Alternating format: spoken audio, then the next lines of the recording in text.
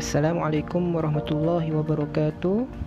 Alhamdulillah, hari ini kita akan menyambung pembelajaran kita di dalam mata pelajaran tilawah Al-Quran, iaitu surah Al-Kawthar.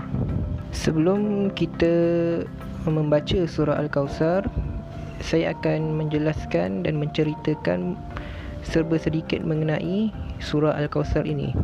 Baik, surah Al-Kawthar ini mempunyai hanya 3 ayat sahaja. Dan surah Al-Kawthar ini menceritakan mengenai golongan manusia yang terbahagi kepada 2 kumpulan, iaitu golongan Islam dan golongan kafir. Golongan kafir itu adalah golongan yang tidak memeluk agama Islam. Yang kedua, orang Islam menyembah Allah dan orang kafir pula menyembah selain daripada Allah. Yang ketiganya, Allah Subhanahu Wa Taala memerintahkan supaya Nabi Muhammad sallallahu alaihi wasallam tegas terhadap orang kafir dan jangan menurut kehendak mereka di dalam urusan ibadah. Dan surah ini juga menceritakan tentang kepercayaan Tuhan bagi orang Islam hanyalah kepada Allah Subhanahu Wa Taala dan berlawanan pula dengan sembahan-sembahan orang kafir. Secara ringkasnya, mengenai surah ini, Allah telah memerintahkan kepada kita untuk mengambil berat tentang agama Islam, iaitu agama kita ini, terutamanya pada soal ibadah. Janganlah ada orang selain Islam, orang kafir, masuk campur urusan ibadah kita ataupun urusan yang berkaitan dengan agama kita, iaitu agama Islam. Okey, seterusnya kita akan bersama-sama membaca dan menghayati terjemahan surah Al-Kawthar ini. Bismillahirrahmanirrahim. Inna a'tainakal kawthar.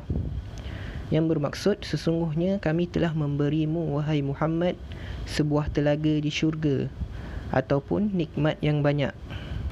Ayat yang kedua pula, fasalli li rabbika wanhar. Yang bermaksud, maka dirikanlah solat kerana Tuhanmu dan berkorbanlah.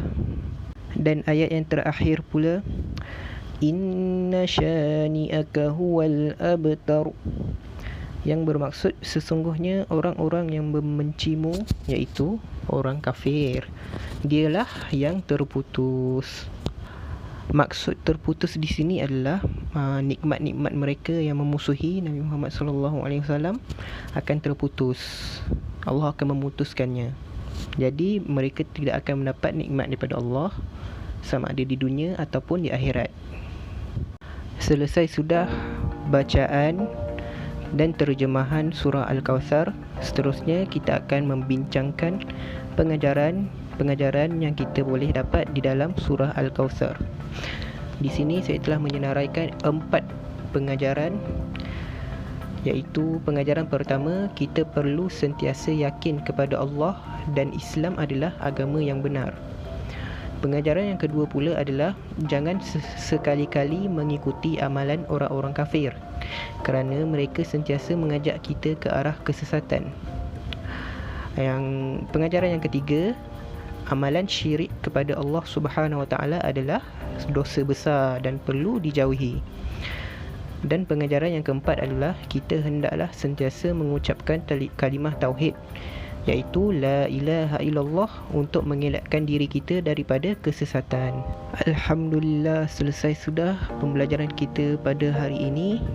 Apa yang dapat kita simpulkan ialah kita perlulah berhati-hati dengan golongan-golongan yang memusuhi Islam, dan kita perlulah mengambil berat tentang agama kita pada setiap sudut, terutamanya di dalam sudut ibadah.